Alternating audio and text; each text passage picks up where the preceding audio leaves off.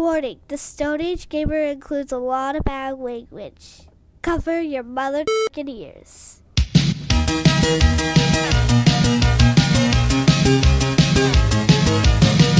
Good evening and welcome to the Stone Age Gamer Podcast. I'm Kris Randazzo and joining me tonight is indecipherable Simpsons game Dan Ryan. I'll let you guess which one. Oh, God. Yeah. Back on schedule, Dan and I will now go over the December 10, 20, 30, 40 with considerably fewer console launches. Team up with a wisecracking Otzel because the Stone Age Gamer Podcast starts now. A wisecracking Otzel? Yeah, I had to look that one up. What are you even talking? I have no idea what you're even talking about. I wanted to say marmot, but I didn't think that was the right word. Anyway, hi, everyone. Look forward to finding out what the hell that's about. This is episode 391. It's the week of December 31st, 2021. It is definitely our last show of the year, and what a shit show it's been. How you doing, Dan? I'm good, man. I'm good. Christmas was great. It's so nice to just be like, I'm just gonna hang out with my family and have like Uncle Harvey cooked a really good steak, had a really good filet mignon, and like got to just hang out with my family and open presents, and I got a bunch of cool shit and a bunch of action figures added to the collection that Tiff's been like apparently buying and hoarding throughout the year. So like that was really cool. And oh man, it was just good. And I don't have to work. I have a whole week off, which is that just never happens. I'm so excited about it. Like I don't have to do shit. I'm really happy about it. I'm a big fan of not doing shit. Oh my god, it's great. It's great. I totally understand why people don't do things. I mean, like I couldn't do it forever. Certainly, like after about a week, I'll be going crazy. But this first week is spectacular. This is just enough time. I have 2 weeks. Technically, this week is not really a week off because it's the kids are here, so I'm full time dealing with all of the Christmas aftermath, like building lots of Legos, and then the kids arguing over which one I'm building Legos with, or trying to turn building the new Mario set that John got into a 3-person activity, which a 2-person activity is almost stretching it as is, so chucking a 3rd person in there makes it even more fun, where I find the pieces, I give them to Ellie, then Ellie gives them to John. Oh, that should make that go much quicker. Yeah, it's awesome. So, that's been a good time. But, today was the first day of that. So I have all of this week. And as long as the kids actually do go back to school next week, then I will have a week to myself to play through the games that I said I was going to play through. And I did attempt to start that today, actually. Yeah? They were self-contained for a good long while. And I was like, all right, I'm gonna start up the Star Wars game. But they were self-contained downstairs where the Xbox is. Yeah, that doesn't work. I was like, all right, I could try to start playing it near them, except they're being really, really loud. And they're having a good time, but they're being really loud. Yeah, they're being children. Exactly. So I was like, all right, well, I guess Bastards. I'm not going to do that. What was the other game on my list? Well, there's Ori. I'm not really ready to start that right now. So the other one was Secret of Mana. All right, well, I guess I'll start Secret of Mana. Except I have the physical version on the Switch, which was downstairs. It's like, all right, I'm going to try to sneak past those little buggers and get the game and come upstairs. And I managed to do it, and I played it for about 5 minutes before one of them came upstairs and be like, I've never seen you play this game before. Can I have a snack? Can I watch something while I'm having a snack? Okay. All right. Well, fine. I got 5 minutes in. That was solid. Feeling good about it. Right? Yeah, that tracks. I mean, it's weird because, like, I have to now call my children down to be like, hey, come look at this thing. You fuckers. Like, what's wrong with you? Get over here. Like, why don't you want to spend time with me anymore? your father, damn it, and like, so your kids are still young enough to where they actively want to be with you, which is great and all. It is. I'm trying my best to always remember how great that is, because in the moment, sometimes it's difficult to be like, yeah, I always want to be around you all the time, and not like, could I just have a little while to not be doing this? I mean, like, John's recently discovered YouTube videos like Son of a Glitch, and now he is just obsessed with video game glitches and making up his own all the time for his Lego Mario game. He's like, in this glitch in Lego Mario, if you go in this like corner really, really tight, then Bowser turns into this, and then he looks like this, and it's really cool, and he does this, and it's a glitch, and I glitched this game, and like he just going on and on and on and on. Yeah. Which is, it's I love the imagination, but woo, it can be tough to listen to sometimes for an extended period of time. My kids come down and like we got Penny, whatchamacallit, the new FNAF game. Security Breach. So now that they've been playing that, they're like, oh, you know what we should do? We should make a whole bunch of new characters that could be in this particular type setting. And then we're going to come down and tell you about all of them. And that's what they've been doing. Sounds about right. Which is great. And same thing, like, I love the creativity. And like, my kids, since they're a little older, like the characters they create get tragic backstories and like all this crazy shit. But, it can be a lot after a while. Like I had a whole conversation with Katie when we were driving up. I had to do a little bit of a dog exchange last week. Go up and grab a dog from somebody who just couldn't handle the dog they adopted, and they're going to get different dogs. It's a whole fucking thing. So I was like, Katie, come on up. You and I were both driving up there. We had to drive up to West Nyack to get this dog. I was like, all right, it's about 2 hours away or whatever up in New York. So the second we got into the car until the second we pulled into the parking lot at the Palisades Mall, Katie was talking. And like it got to a point where I was like, all right, kiddo, I am trying really hard to listen. And I'm interested, and I want you to keep talking, but I want you to understand that if I don't remember a thing that you said, I don't want you to get that like defeated, he doesn't give a shit look in your eyes, because not only am I trying to keep the 40 odd years of shit that I'm into up inside of my head, now you're coming in here and throwing all these new games and new things and alternate universes for games that haven't even come out yet, but you've still created an alternate universe for them with new characters and backstories. I'm like, it's a lot, man. it's a whole lot to keep straight. And then I got to come on a podcast and pretend I know what the fuck I'm talking about. And I make that shit up too. It's like, dude, I need a minute. But yeah, it's tough. It is. We did do an awesome thing on the drive home though. And I don't even think this would work with John anymore because he probably knows too much of this. But Katie, we were talking about something and she made a joke about like a Mega Man villain or something like that. She was like, oh, whatever man it was. And she was like, it sounds like a Mega Man villain. I was like, you know what? We're going to listen to the Mega Man soundtrack. We're going to start with the best one, obviously, Mega Man 2. And we put that on, and she was like, whose stage is this? And we were listening. I don't even remember. It doesn't fucking matter which one we were listening to first. I don't remember.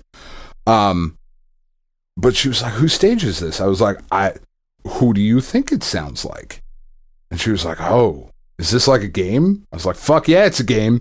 We're going to listen to the Mega Man soundtracks, and you're going to tell me, based on the music alone, what man you think this is.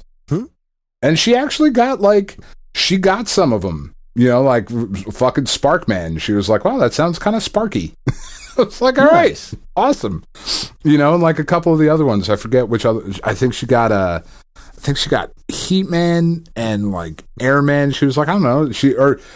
she was like Cloudman, Airman, something like that. I was like, yeah. She was like, oh, it sounds kind of like up in the clouds, whirly around, and like, son of a bitch, it does.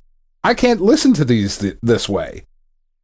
So we did that for about an hour on the drive home, and then it was back to like, all right, let me tell you about all these other characters. Like, okay, let's fucking do it. Sweet. I like that game. I've played that game before. That was a good game. And then we started getting to like, John did okay with it. We got to like Mega Man like 6 or 7, and she was like, all right, which man is this? And I was like, I don't fucking know.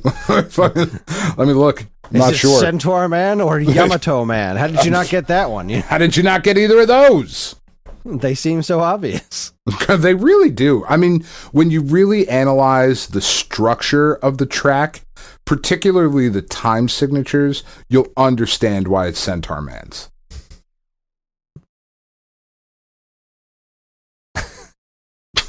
No, it's not It's not working for you. All right. I mean, if you really wanted to play the Yamato Man card, like that kind of works because I believe that song sounds very Japanese.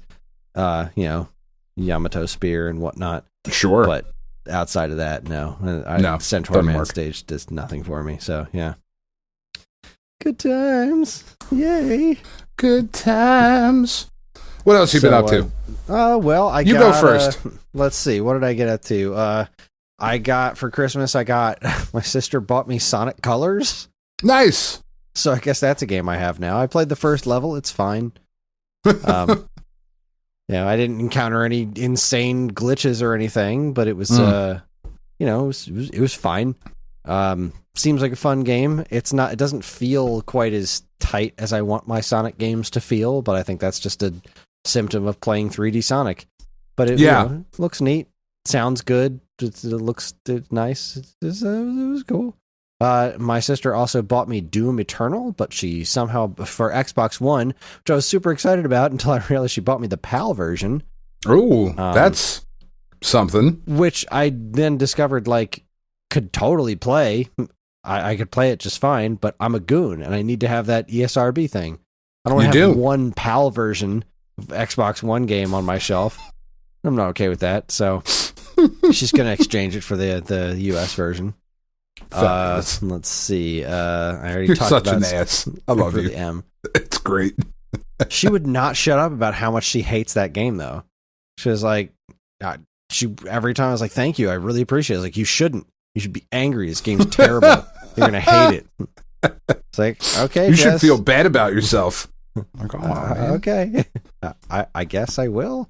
I'm excited to try it, even if I don't like it. I'd like to know about it. Right.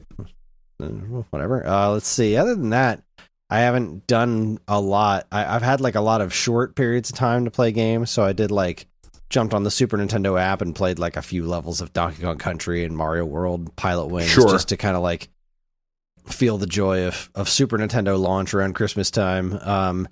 We played more Mario Party, which is still fun. Big Brain Academy, which is still fun. I, played the first couple levels of Donkey Kong Country 3, just been like, all right, maybe today's the day. No, it's not.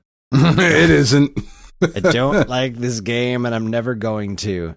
But right before the show, A Boy and His Blob was on sale for $10 on the Switch, so I downloaded that. I haven't played that game in forever. It's a great game. I played the first 2 levels. Wait, are we talking about the reboot or the original? The reboot, the Way Forward one. Yeah, and it's just delightful. It's nice. I never played the HD ones that were popped up on the other series. The other consoles. I had just played the original Wii version, so this was the first time I'm seeing the game in HD. The remastering is kind of uneven. There's several background elements that are still Wii caliber, which is weird. That's super weird. Yeah, but the game itself is still just as delightful and charming as it ever was. It's it's widescreen, and the music's great, and it's beautifully animated, and you can still hug the blob. So, what more do you need? Right, it's got a dedicated blob hugging button. So yeah, I can't think of anything else I need. That's as good as it gets, right there. Yeah, I was stuck down here. John got these 2 awesome Hot Wheels sets. I can't remember what they're called, but they're right behind me here. One of them is this dragon that like slowly rotates around in a circle that goes, but it's also kind of going down in a spiral. And if he makes it all the way down to the bottom, you lose. And it has a car launcher that launches the cars like nice. Pretty much straight up, but on a slight angle. And there's a target on the dragon's back. So you have to try and launch a car up into the air so that it then falls down and hits the target on the dragon's back. And if you do, the dragon dies and falls down and like falls over and screams and stuff. It's freaking cool. That's awesome. The other one is similar. It's like a game where there's this giant red T-Rex in the middle, and he's on this like pivoting pedestal, right? He spins around in a circle, like going rah, rah, rah, like shaking his mouth around and everything. And there's a target underneath his jaw, right? So he's going up and down the whole time while he's spinning around in a circle. And if he'll stop every now and then, and you can move the track around in a circle too to try to line up with where his target is. But like I said, it's under his jaw. So if he stops at the wrong angle and you launch your car can get stuck in his mouth, and then you lose because he'll grab the car and go, burp. Like, no, I lost my car. But if you hit him in the chin, shit. If you hit him in the target underneath his chin, there's this little spring on the bottom that just launches him sideways, so he falls over, and you win. It's freaking cool. So John got some good stuff. Oh, we got Mario Kart Live. I think I mentioned on the show I bought Mario Kart Live for them. We haven't tried it yet. Yeah. You still haven't tried it? That's wild. Oh, we're working on everything else. So Christmas Day was me building a Barbie dream house. Nice. My sister bought Ellie the new Barbie dream house, so that was like 2.5 hours of work. Yeah, those things are complex. Yeah, but it's pretty awesome. She loves it, so that's cool. That's awesome. And then John's big gift that his aunt got him and spoiled him with was the Airship, the Bowser Airship Lego Mario. Oh, nice. Which we've been working on bit by bit for the last 2 days, and we're probably about halfway through. This thing's massive, and it's really freaking cool. The other Lego Mario set he got is the Pokey set. And so, like, you build this, like, so the Pokey is it's a 5 tall, I think. You know, a Pokey is in the world of Mario, right? The cactus that comes in little segments. So, like, you build the 5 little segments, they slot into this thing, and then Mario, you put him on top of this hammer, and you swing it to knock each individual piece of the Pokey off, and it like falls down so that the face is always facing forward, and then when you get the last one, then you bounce a little barcode on the back of them to get the coins. That was really clever. That's pretty dope. The other one's a thwomp set, where like there's a thwomp that you build that goes way up on top of this like huge stick, and then you get on top of this little skull-looking carrier thing, and every time you go cross, it hits a thing that makes the thwomp fall down a little bit, and on like the 4th try, the thwomp will always just thwomp all the way down, and I think that's when you can like jump on his head and get the coins or whatever. These sets are really cool. They're really, really cool. That is really cool. And then Karen bought us from Santa an air fryer.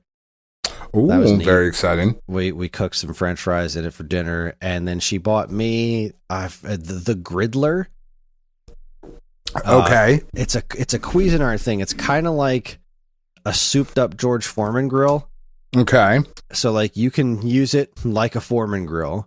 The plates come off and they're dishwasher safe, which is great. You can also like swap them. Like they either have the grid lines, you can switch them around so that they're just totally flat. Like if you're pressing like I want to grill a burrito or something in there, which is great. Or you can open it up flat. Like you can just, like the old Reach toothbrush flip top heads, you know what I mean? That commercial? Yeah. Basically you do that and then it turns into just a giant flat griddle surface. Oh, that's cool. This thing's awesome. So we went to someone's house like, I don't know, several months ago, and they had one, and I thought it was pretty cool, but I was like playing it up really hard because I was trying to like communicate with these people and I didn't have anything in common with. It was like, right, yeah, man, this thing's awesome. So I guess she bought that because she thought I liked it a lot more than I did. But now that it's in my house, I'm actually quite thrilled about it. I was like, what is this? And she's like, that's the Griddler. Like we had her with oh right, the Griddler. I forgot all about this thing. And but like, that's never good though. It's never good when you have to do the, what's this? Yeah. Oh, shit. Word. That's what it is, yeah. But hey, I did use it today to make my lunch, and like now I'm thinking of all these constant uses for it. Like, oh shit, this thing's great. I used to love my Foreman grill, and this is like a really more usable version of that. So fuck yeah. That's really awesome. I think that was about it on like the front of like cool things I got. I mean, I got the Virtual Boy book from Jeremy Parrish, the Virtual Boy nice. book, which is really, really nice. So I started reading that. And that was really cool. And I'm sure I got other small things that I'm just forgetting about. How dare Karen you? bought me like a gallon of chocolate syrup. That was hilarious. I saw that picture. That was very funny. So you have to order the pump. Yeah. Like it just came with the jug or whatever. And there's a thing on the back, like ordermypump.com or something.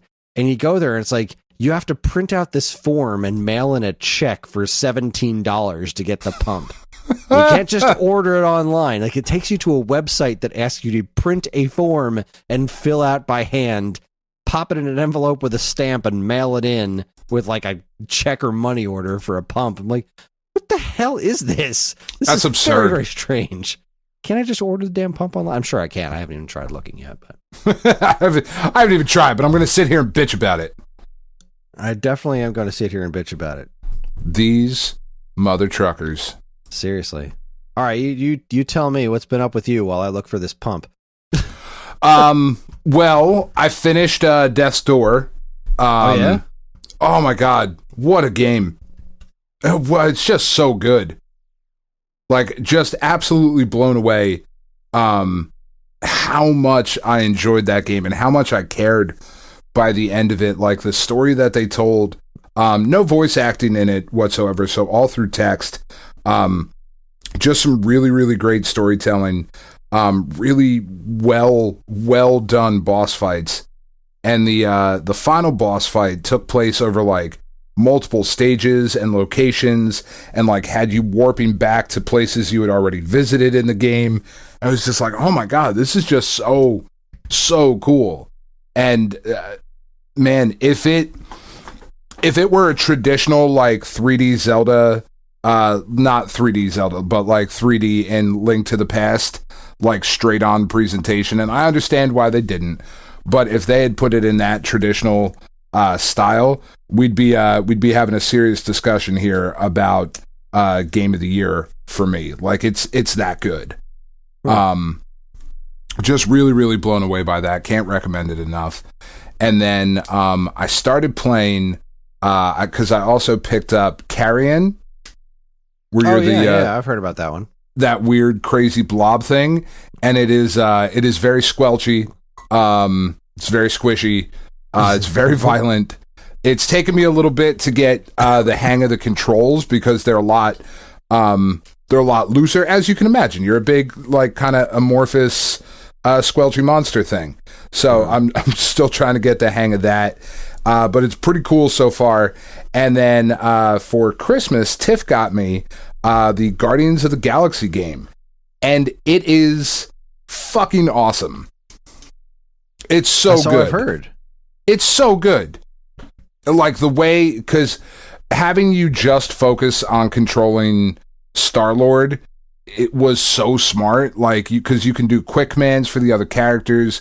I'm only about an hour or so into it. Because, like, I got a Christmas Day, and then we were over at family's house. And then the day after, taking care of all the other things around the house and trying to clean up. And, trying to, like, put our lives back together and whatever. And then Tiff wasn't feeling well, so it's like, God damn it. And that's one of the ones that I can't play without her. Like, she will be very, very mad if I play that without her. So I am not allowed. So I'm just, like, we're done with the show now, right? Like I said, I got Death's Door, Guardian, I can go play now. Like, it's that kind of game. Like, it's really, really good. So I'm very much looking forward to getting back to that. Just and to real quick interrupt you here. It's syrupppumpoffer.com. Shut up. Syrup Pump Offer. And it's the just fuck out of here. You go to that website and it is just a link to the form that you have to print out. And it's to purchase a Hershey's syrup pump compatible with Hershey's syrup jug, 7 pounds, 8 ounces. Print out this order form, complete order form, and mail with a check or money order for $12.99 for each syrup pump included. Includes shipping and handling. Make check or money order payable to Hershey's syrup pump offer. Man, that seems like they're trying to rip you off. That seems shady as fuck, right? The jug itself on Amazon, which is where I'm assuming it was ordered from, was $10, but the pump is $12.99. That's not nice. And apparently it comes from New Jersey, Woodcliff Lake, New Jersey. I don't know where that is. I just want to drive there and get a pump. But yeah, it's not very far. Problem. The pump looks pretty tall, and this jug is already pretty freaking big. I wonder if it would even fit in my fridge with the pump on top. Also, here's something weird about this Hershey syrup thing. The item number is 00000. Yeah, that's weird. Yeah, it's really weird. That's weird. Anyway, go on. That's weird. I did get a while back. I don't know if you remember me talking about us having a dog here that had chewed on my PS5 controller. And no, it was. I didn't hear. I don't remember that. Yeah, it was really cool. It was really awesome of her to do so.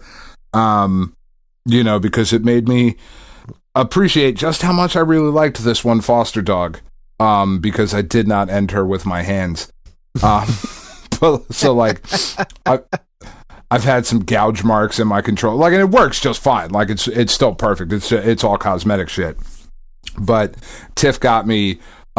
She ordered because she thought it would be cool the Cosmic Red PlayStation, because the PlayStation 5 controller, because back when we had our PS3 together, we had a red PS3 controller, and she was like, I tried to get it for like nostalgia and whatever, and then we opened this controller up, and I don't hate it, but it's not red.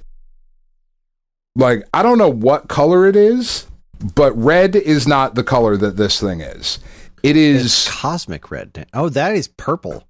But not in person. It's not. In person, it's kind of like. Okay, it's not purple. Now I'm looking at a larger picture. It's like, what the hell is that? It's kind of like the Galactus's head. Yeah, except less pink. It's definitely more it's not Galactus red than red. Yeah, it's definitely not red. It's not that red. Is not red. Whatever they thought they were doing, they did not get red. It's at cosmic all. Red, though, Dan. That's what it's cosmic. This is what it red is? looks like in space. Have you been to space? You don't know. You don't fucking know. You ain't been to space. Oh, you can get it. You can get for $55. You can pre-order the PS5 console covers in the same color, Dan. No, I will be getting the black ones. Thank you very much. I will. Deal. Yes, I will be spending $55 to change the fucking plate covers to black. But I will be keeping the white ones in storage because this is fucking absurd. Because the PlayStation is so big, it's up on top of the TV console, fucking the entertainment center. There we go. That's the word. And there's a lot of Christmas decorations up there. And Tiff noticed that with the particular swoopiness of the PlayStation 5 itself, that if she puts some trees up there and this one bear that we have, it's like a bear on a sled, it looks like he's sledding through the snow. So she was like, we can totally get the black one, but we have to put the white ones back on when it's Christmas time so that I can put the bear back up and he can sled. Adorable. So cute. But yeah, so I got that controller, and like I've been like, now I have to break that controller back in, and like, because everything's perfect on it. You know what I mean? Like this feels different. It doesn't have like I gotta break the controller back in. So I've been, playing more show because I'm me, through that. But I did also get and it's one of those things where it's like, man, I didn't even know this was a problem in my life until you have purchased this for me. She got me a controller charging station that I can just kind of put behind me on the couch. And it is so much nicer than the controller charging station that I had for my PS4, because that one, you had to like really line up where it was going to plug in and fit into the thing, whatever, and it's a pain in the ass. This one, I can basically, like, as long as I throw it near the fucking charging station, it'll fall in there the right way and be like, yep, I'm good, I'm charging, I got you. Like, fucking sweet. It's really, really awesome. Yeah, and then I keep wanting to get one for the Switch, but the charging port is on the top. And so you got to put it in like upside down? You got to put it in upside down on all these charging stations. Like, that just looks stupid. I don't want that out where I can see it. Yeah, that's wild. Yeah, there's got to be an attractive charging station. I mean, those controllers have a long charge. It's rarely a problem to be like, all right, I really need my Pro control. I need a Pro controller charging right now. Like, this is a pretty deep. PowerA makes a decent one that does like 2 Joy-Cons and a Pro, but like I don't need the Joy-Con chargers. I've got that aside separately. I need to charge multiple Pro controllers on the regular. That's what I need. Yeah, the PowerA stuff is usually pretty cool. Like, they usually do a really good job. It's $40 though. I know. It sucks, but... And I need a 4th Pro controller now, too, because Ellie's done with Joy-Cons. Oh, I want yeah. to use the Pro controller, so I keep getting relegated to the to the Joy-Cons. I'm like, yeah, I'm not doing this. Yeah, no, that sucks. Yeah. That sucks. I mean, it's just for Mario Party, so it's fine, but still. I like my Pro controllers, damn it. Yeah, fuck it, dude. I'm with you. That was, I think, all the video game related stuff that I got for Christmas. I got a bunch of figures this Christmas that makes me really, really happy. Like, I got a bunch of like Marvel Legends and stuff, and I did. I think perhaps the coolest thing that I got was NECA put out an Ultimate Frankenstein's monster figure from like the Universal Monsters, and it is stunning. It's stunning. It's absolutely gorgeous. It's got 3 different heads and like multiple hands and whatever, and like they got the details down to where it came with 2 little flowers that you can put in the monster's hand, like at the end of the movie when you think like, oh my god, did he fucking kill that girl? And they're running. Do you know the flowers? Is this weird to you? Little, but okay, just go for it. There's in the fucking Universal, the original thing, when the monster gets out, he befriends this little girl, and she gives him 2 little white flowers, and he's kind of like, he has no idea what they are, obviously, because he's a monster. But like, there's this really sweet scene in the movie where he's like holding the flowers in his hand and kind of examining them, and then for the rest of the movie, it is. You are purposefully led to believe that this little girl was killed by him until the very, very end of this. Spoilers for a movie that came out in the fucking 30s. You find out, she's alive, and you see her playing in a field, and like the flowers are a big thing. And they look really, really nice in the figure's hands, because the figure is basically in grayscale and like in what it would look like in a black and white film, but the flowers are in color, so they have like the green, the white, and the yellow on them, and it just it looks really fucking cool. It's really nice. I'm really happy with it. Yeah, that's about it. That's what I got. All right. Yeah, it was good. Like, overall, man, it was really good. Yeah, like I said before the show, the best thing for me was that my kids just reacted like crazy to all their presents. They're like, on Christmas Eve, we let everyone open one present, and he opened up the new Dogman book, the Cat Kid Comic Club. Oh, nice! He just freaked out. He was like, yes! That's awesome. Like, number one, you just love to see that reaction to kid opening up presents. Number 2, just love to see that reaction to him opening up a book. Like, he was that freaked out about a book. It was like, oh, this is great. This is just great. So, yeah, no, the kids loved pretty much everything they opened, which was awesome. So, and that's what it was all about. I enjoyed the stuff that I got, but I enjoyed the things that everybody else got, and Karen's actually using her new. I got her one of those big trays to like take baths with, like the bathtub tray, since we have this giant ass bathtub now. Yeah. So she's up there taking a bath with a gigantic tray that holds a glass of wine. It's got like a wine glass holder thing. You slide the bottom of the glass in. It's pretty snazzy. Oh, that's pretty snazzy. A slot for her phone and a book, and yeah, it's nice stuff. So, you know, good I Christmas. do want to mention one thing, because you mentioned books. Because like my kids are like, they went crazy for all the shit they got. Like we got them iPads and shit. Like for, you know, they've been like their artistic skills have grown so much that it was like, all right, you need like full size iPads now. Like you can't keep doing this on the minis. So they like freaked out. But I always like to get Tiff something stupid. And this year I feel like I really outdid myself. I was walking through the bookstore, and I saw the Harlequin romance novels, right? And those are terrible to begin with. But I saw a particular subset of them that were like holiday themed. I was like, a word? All right, I see you. Let's go check this one out. And I found a book. I'm going to read you the back of this book because it's great. It's just, and I'll read you the back and then I'll give you the title. I'm excited. And you can see why this is perhaps the dumbest fucking thing I've ever spent money on. All right, here we go.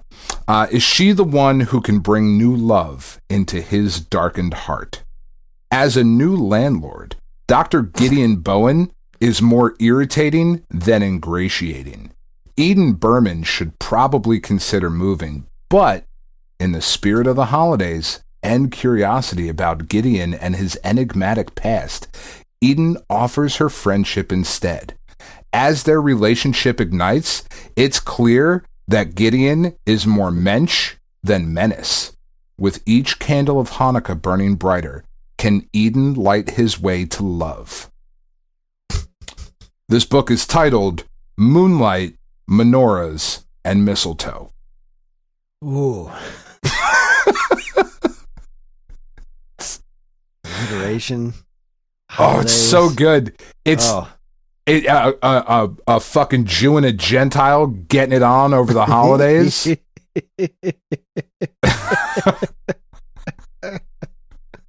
It really what sold me on the book was it's clear that Gideon is more mensch than menace. I was like, yep, I'm getting that. It's going to be the dumbest thing that I've ever spent money on. Slash best thing. Yeah. Moonlight, Menorahs, and Mistletoe. Wowzers. That's something. Yeah, I don't think I got anything that cool. Right? Wouldn't you be really excited to get that as a present? Yeah. Be like, fuck yeah. I mean, John bought my dad a fake dog poop for Christmas. But oh, that's pretty excellent. Did your dad absolutely love it as well? He did. Of course he did. Because your dad is a fucking mensch. Ever since they were kids, they've always called him Poppy Poopy Pants. Wow. That sucks. They all think it's funny, and he's in on the joke, and so like John bought him dog shit, and that's great. Thing he did was he stuffed it down his pants, and the kids were laughing. It was pretty great. Your dad's good. Dad's a good dude. He is a good dude. I think that was the weirdest gift we got. I mean, other than that, we've been watching The Witcher, and season 2's been pretty good. Yeah. Yeah. I found there is a whole Reddit set aside for like people who have re-edited season 1 in chronological order. So Evan's going to get me one of those. Because like I'm enjoying season 2, but I'm just like, wait, what? I think I remember some of that. Because like I mean, I've rather enjoyed season 1, but I retained so little of it because it just wasn't in order. It was weird. It was a choice that they made, and I did not really like it all that much. All right. But I liked the show. I liked the story they were telling. I just wish it was like, it wasn't like watching Memento or something where it's like really fun to put the pieces together. It was just like, this is needlessly complicated. This does not need to be this way. Yeah. This would work just fine in order. In fact, it would work better because then I could figure out, because there's no like, they don't tell you that this is a different timeline or anything. It's just like in the next scene is like, I don't know, is this happening now? Is this happening 6 months from now? Is this happening 500 years ago? Like, you don't know until you figure it out. Good luck. I didn't need that extra guessing game on top of things. I just want to watch the show and enjoy it. So season 2, I've been having a good time. Just want to enjoy things, man. Yeah. No, I think there's a Hawkeye finale. And, Hawkeye was so good. Yeah, it was great. It was so good. Fuck it, I marked out hard. Yeah, I'm totally into that. I'm excited about we've got Boba Fett and Cobra Kai coming right around the corner.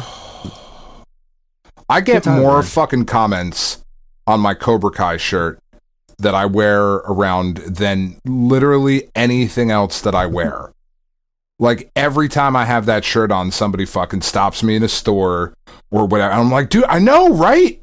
I know. And that's like the entire conversation is basically just, dude, right? I know. Oh my God. Like that. No words are actually exchanged. It's just that. It's silly. That's how good that show is. I'm so excited. I really just can't hide it. I'm really hoping this vacation works out the way I want it to. I hope so too, for your sake. I want a couple of days where the kids go to school and I'm by myself for a couple of hours and I don't have anything to do but play the games and watch the shows. That's all you want to do. Play the games and watch the shows. Playing video games unencumbered for a couple hours a day for like a week. I'm just... It doesn't seem like too much to ask. And yet... It's been 84 years. I can't wait to paint my door. I really want to paint that door tomorrow. I'm just on this home improvement kick right now. I'm like, all right, bathroom's done. What else can I fix? I don't have any fucking money, so whatever we're doing it for free. What else can I do? What can I do that costs me nothing? Nothing. That's what you can do. You can do nothing. Yeah. Well, fortunately, I have a lot of games already, so just attack some of this backlog, get some of the big ones crossed off the list. I'm very excited to play the Star Wars game because, like, I'm gonna start playing it right around when Mandalorian's happening. And I've been like slowly starting to work through my backlog of Star Wars comics. So I'm like, all right, Spider-Man and Hawkeye are both behind me. We got a little bit of a wait until the next MCU thing, so I'm ready to switch back into Star Wars mode. It is a little bit of a wait too, isn't it? Yeah, right. I think Doctor Strange is like the next thing. I think so. That has a date, and that's not till like May. Oh, that's too far. Thor's in July, but I mean, there's other TV series that don't have dates yet, so who the hell knows for sure? But they're just going to shadow drop Moon Knight. Like, here you go. So the whole thing, fuck it. It's Moon Knight. You know what? I'm okay taking a little bit of a break because I've got other things to get into. Like I'm very happy to just jump into some Star Wars for a while because we got a lot of Star Wars happening this year too. We do. So I'm ready to just kind of nerd out in that general direction. And there's like, as we'll talk about in a couple of weeks when we do our 2022 preview episode, there's a lot of games coming out too. Theoretically, there's a lot of games coming out. I don't know. We're going to see. We'll find out if they actually come out. I just saw a Tui tweeting that Hatch Tales is coming out in 2022. I'm like, uh-huh. Yeah, all right. Sure. Change the name back to Chicken Wiggle, you cowards. You cowards.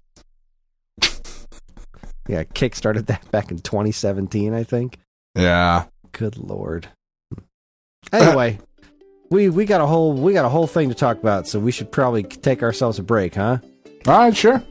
All right, we're gonna take a break. Like I said, I don't got to work tomorrow. I'll fucking do this forever. I don't have to work either, but I do like to sleep, and I'm a big fan of sleep. I've been a little under the weather. I could use more sleep. I got a door to paint tomorrow. Yuck to sleep. But alright, fine. Alright, we're going to take a quick break, and when we come back, we're going to do the December 10, 20, 30, 40. Which, I mean, don't get me wrong, we'll spend some time on this. It's going to be a good time. You're listening to the Stone Age Gamer podcast from Geekade.com. Stick around. Stick around.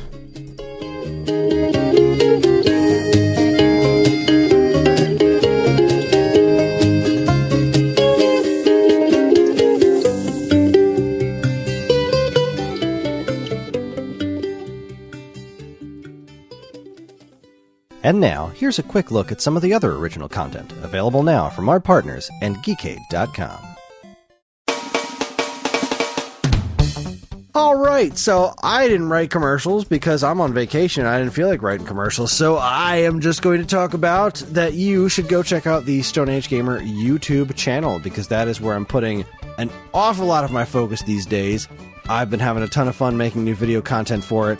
I got a bunch of fun ideas for new countdowns. We do this Stone Age countdown thing where I do like weird countdowns.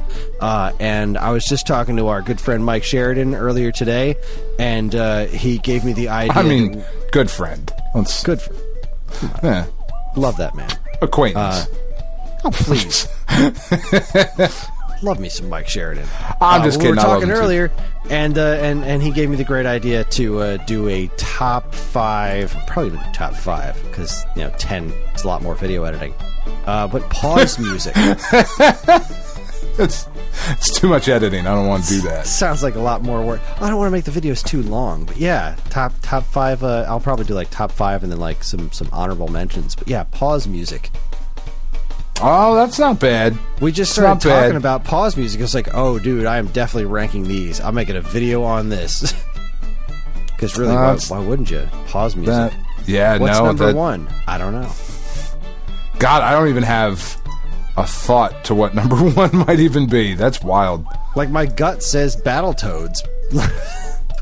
But it's just that drum beat over and over again. Yeah. It's so good. Anyway. It's a good drum beat. It is. So yeah, head over to the Stone Age Gamer YouTube channel and give us a follow and smiley faces and whatnot. And I don't know how YouTube works. Smash that like button, I think is what you're supposed to say. Smash that subscribe button and hit the bell and comment, like, share, Tumblr. All of it. Do all of those things. Yeah. Do every single one of those things. At the same time. You're up. Your turn. I am going to continue to plug Safe at Home Rescue. We've been doing a lot of really good work. But this last batch of dogs that we just got in has been really, really expensive, and we haven't been able to really adopt many of them out for decent fees. Like this, we did. Louis was the big one that we were pushing here like about a month or so ago. We did get Louis his surgery. He is a perfectly happy, healthy, wonderful little golden doodle puppy after his $7,500 surgery. Yeah. His adoption fee was not $7,500. So we're making it work, though. Like we're making the sacrifices and doing things that we need to do in order to try to get these dogs like some homes, man. So I know it's after the holidays and you just spent all your money, but if you got a couple extra bucks you can throw our way, or even just some stuff off our Amazon wish list, or even if you can do none of that, that is fine as well. Everybody is in the position to share the word around those. So if you could share our page, that would be great. safeathomerescue.org. We would appreciate it. All right. For all this great content? No, that really doesn't work here. For all of this begging and more, check out Geekade.com. Because we said so. Because we said so. Oh, yeah, and Geekade. Geekade.com. Do it. Do it. That's a website. Mm-hmm. It's full of stuff.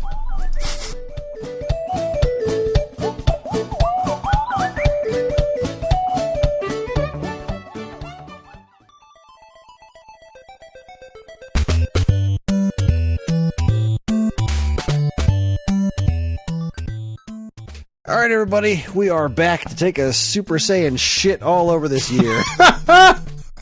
Oh, wow. I didn't think that's where we were going, but... Some inside baseball for you. So we're doing the 10, 20, 30, 40, the last one of the year. We're talking December of 2011, 2001, 1991, and 1981. I started getting together the notes for next year, and yes, the 40s are going to start getting way more interesting this year. Nice. A lot of excellent Atari 2600 games at the very least to talk about. Some good arcade stuff was happening in 82, so yeah, pretty exciting. And we don't have a bad one this year, this month either. So, but anyway, let's do 2011. The big one straight away was Mario Kart 7 hit the 3DS. That's pretty great. Yeah, it was pretty good. It was also like that was the thing that turned the tide for the 3DS. It was that and 3D World. We're like, all right, lower price 3DS console. We got a Mario Kart and a Mario game. Everything's going to be okay. And then it was. And it was. It really was. It turned out to be a pretty great little system with some weird shit about it, but yeah, still pretty great. It's every console's got weird shit about it. I was just about to say it's a Nintendo system. Of course, it's got weird stuff. And then I'm like, man, with all this shit we were just talking about with the PS5 plates and every system's got the weird shit. There is no system that doesn't have something about it that's just like, man, why is that? Why are you the way you are? Why are you like this? Why are you like this? Well, meanwhile, over on the Wii, right? The Wii was still getting games 10 years ago? Okay, yeah. I mean, sure. Why not? I guess the Wii U hadn't launched yet. Yeah. Yeah, no, we're still in 3DS and Wii. The Wii got Fortune Street, which is a neat little game. It's like Monopoly, kinda, but also Mario and Dragon Quest. I know you've talked about this before, like, and it always seems interesting. Yeah, like not crazy enough for me to seek it out, but you have to play it with other people, and I don't think my kid, Ellie's definitely not old enough for it yet to kind of get it because it's like Monopoly. She's just not there yet. Apparently, the Itadaki Street series. The first game was on Famicom in 91. Holy crud. Wow. They've been doing these games for a long time. I own the game. I haven't played very much of it because I've never had anyone to really play it with. So I'm looking forward to the day when I do. I mean, maybe I'll get it and come play with you. And we'll do the fucking thing. Well, if you're going to come play with me, you don't need to get it because I have it. Oh, that's fair. Yeah. All right. Just come over here. That's fair. All right. Let's see. I'm on my way. The original Pushmo came out on 3DS. What a cool game. It's like a weird little puzzle game, right? Yeah, it's like a block pushing puzzle thing, but it's really clever. You star a marshmallowy sumo wrestler named Mallow. It's a cool game. There was Pushmo, and then they did like Stretchmo and yeah. It wasn't Pullmo. No, what was the other one? Pushmo and Suckmo. It's very Suckmo. That was the adult version. It was very sexy. Drive me. Crashmo. Pushmo, Crashmo. The series was called Pull Blocks or Fall Blocks or something in other territories. But it's a really neat game. I kind of sad that they haven't made a new one yet because they made a couple for 3DS and they made one on Wii U and then it hasn't hit the Switch yet. But those are good games. Yeah, they're pretty cool. And like they reviewed well, and people seemed like people who did play them were like, "Oh, that's pretty cool." Wow, there is just nothing on like Xbox 360 or PS3. Like, there's just nothing. December is such a bad month. Yeah, there's just not a lot going on here. There was like a bunch of stuff hit iOS, like Sonic CD for iOS, Grand Theft Auto 3 Anniversary Edition, but like Metroid Fusion hit the 3DS Virtual Console. But yeah, some stuff hit PC, Trine 2 hit PSN, the shitty Mega Man X for iOS, and VVVVVV hit 3DS. That was where I first played it, and goddamn, that game's good. That is a good little game. This is a great little game. I was just thinking about that earlier today. What an awesome game. I should play that again. Instead of, those new games that I'm going to go back and play this old shit. I'm going to play this one again and again and again and again. Wow. No, it's just such a clever little thing. Where did it start? Was it computer first? Yeah, I think it was a PC thing first. I think the 3DS was the first, console version, non-PC version that came out. Okay. Now it's on everything, but... Yeah. The game's amazing. Just love it. I know, 2010 puzzle platformer by Terry Kavanagh. It's a dope little game. Yeah, it came out for Windows in 2010, January of 2010. Really, really awesome game. That game just blew my mind on 3DS, and I rebought it on Switch and was just in love with playing it on a TV with a proper D-pad. It was great. What a game. Nice and short, too. What a match. What a match. All right, that's it. Shit, December 2011. Weak sauce. Yeah, no, I mean, Mario Kart 7, it's hard to say, that's pretty big. Mario Kart, that's pretty big, but... Yeah. That's a pretty big deal. There would have been some stragglers somewhere for, PS3 and 360, but, just nothing. Adventures of Tintin was on Windows, PS3, 360, Wii, and 3DS. Oh, God, was that for the movie? Yeah. Wasn't that a Spielberg thing too? Oh, God, I don't know. I never saw it. I don't give a joint? shit about Tintin. I don't know. I got nothing. I don't know. It's like one of those weird comics things in England or whatever. It's like a big deal elsewhere. Everywhere else. Yeah. Literally everywhere else but the States. Well, yeah, I couldn't give a shit less. That's enough of December 2011. Let's see what 2001's got for us, which seems like it's a lot better. December 2001, let's see, the original PlayStation had Mega Man X6. That's certainly a Mega Man X game. Right? That's a game people don't like, I think. Powerpuff Girls Chemical Extraction, which we talked about for N64 a month or two ago. Scooby-Doo and the Cyber Chase, and Worms World Party. That one was good. I like the Worms games. Yeah, the Worms games are pretty neat.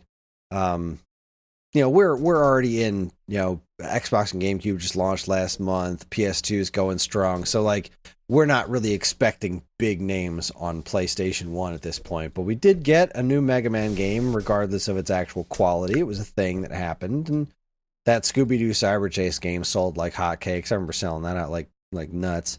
So, not terrible. They're certainly better than what we got on the Dreamcast, which was a single game, Conflict Zone. I don't remember this game at all. No, I don't either. What the hell was...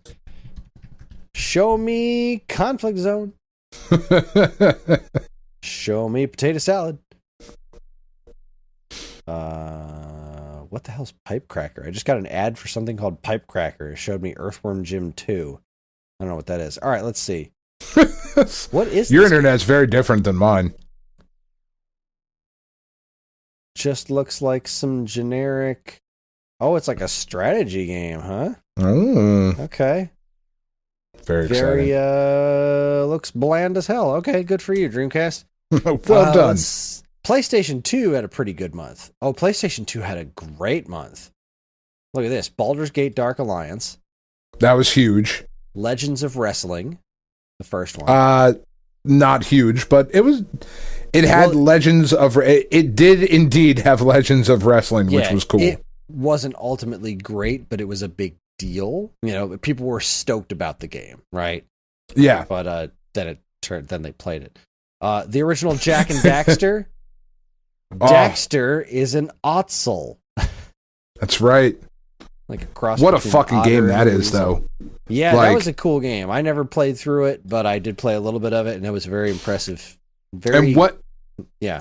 What a cool... let me fucking try that again. New teeth. Sorry, Doctor Who. That series went on a real journey from the start to the end. The first one was pretty colorful, and the second was just like, fuck it, edgy. Yeah. Solid very follow-up edgy. to the Crash but good Bandicoot stuff, though. But those games are really good, and that's another one where it's really, really surprising that there has not been new Jak and Daxter. Agreed. Like Ratchet and Clank keeps getting games. Jak and Daxter, they're like, yeah, fuck it. Jak and Sly, they're just like, well, there they are. Weird. They are things we have. They are properties we own, and we will do something with them someday. And you know what? It's actually kind of okay, because they pumped out so many of them that new releases became so much less special. Yeah, that's true. Now it's been so long that a new release would be very special, but then it's, you kind of want to look something like that at like the way Nintendo treats Mario games. There's not a new one every year, so that when they do make a new one, they've had enough time to be really creative with it, not just make another Mario game. They have to make something that's unique and something that's polished, et cetera, et cetera. So something that matters. And I think that's a brand. Jak and Daxter is a brand that could really work like that. Yeah, I would be super into a new one. The hits keep coming. Like PS2 had a fucking insane month. You also had Namco Museum, which is like, that's a standard for any home console at this time. So good to have Namco Museum on PS2. The original Max Payne. Oh, that was a big deal. Yeah, I didn't love that game, but a friend of mine really did. And like, that game was huge. It was a really big deal. Let's see, Shadow Hearts. Is that the one that you liked? Shadow Hearts is no. Shadow Hearts is... There's some PS2 game that you were really fond of, and now I can't remember what it's called. Yeah, Shadows of Destiny. That's it. Yeah. That was close. Shadow Hearts is... it's like a weird RPG. Was this Capcom that did this? No. Who the fuck was it? Midway. Oh, this was Midway's like RPG fucking Castlevania looking... I don't know. It was all right. Oh, yeah. Okay. Now I'm seeing the cover. I'm like, oh, right. I remember this. Shit, this was Midway? Yeah. Crikey. Who actually developed this? I mean, not Midway didn't develop shit. Yeah. Shadow Hearts. Give me something. Give me some actual information here. Who developed this game? All right, Wikipedia, help me out here. Show me potato salad. Show me potato salad. Developed by what? Sacknoth? Sacknoth. Yeah, that's what I'm looking at too. Good old Sacknoth. I love Sacknoth. Yeah, who doesn't? Oh wow, they've done almost nothing. It was they have Shadow Hearts, then 2 Shadow Hearts sequels. They did Kadilka. PlayStation. Remember Kadilka? Everybody loves Kadilka. I remember Kadilka because I remember people coming into Funko Land and they could not figure out how to pronounce that game. Like, oh, what is this? What is this? Yeah. Okay, Kadilka. What the heck was the U.S. cover? The Wikipedia page has the European cover. What was the U.S. cover of this? I've got to see this. There it is. I remember that with the 3 heads. Got the Sebastian Shaw looking motherfucker on the left, looking all yeah. Good times. Sebastian Shaw looking motherfucker. Oh boy. Anyway, Jade Cocoon 2 hit the PS2. Huge. Like the original Jade Cocoon. Huge. Just no, I don't know. I don't know. That was pretty cool, but it had a hard time launching next to Final Fantasy X. Yeah, goddamn. Max Payne and Final Fantasy X in the same month. And Jak and Daxter. Goddamn. Like those 3 alone are like, that's a massive month. And Baldur's Gate Dark Alliance, we really can't overlook that one because that had that game was great too. That continued to sell like consistently. That was reissued as a greatest hits multiple times. Yeah. That game was a big one. Big hairy deal. It's crazy.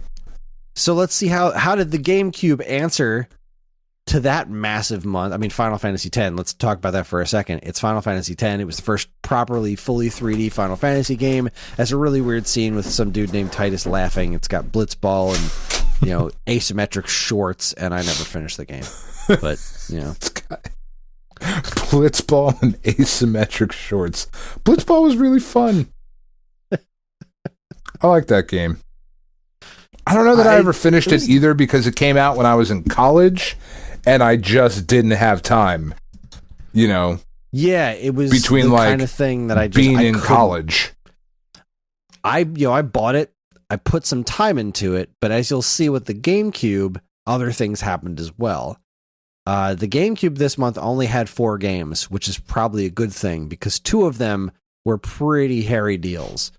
GameCube got their port of SSX Tricky, which is, we talked about that already last month for PS2. It was great. Such a great game. Also, same with Simpsons Road Rage. People loved that game. That came to GameCube. But then there was the 1-2 punch of the original Pikmin, brand new IP for the GameCube, Miyamoto's new joint, and of course Super Smash Bros. Melee. Yeah, I mean, yeah. It's just one of the biggest games ever. Yeah, it just is. It was such a massive deal when it came out. Just a stupid improvement over the original Smash Brothers, which was this fun little party game. And all of a sudden, Melee's got this amazing CG intro and just jaw-dropping graphics for the time.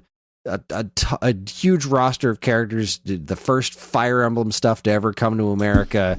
Oh, yeah. Shit. I forgot it was in there.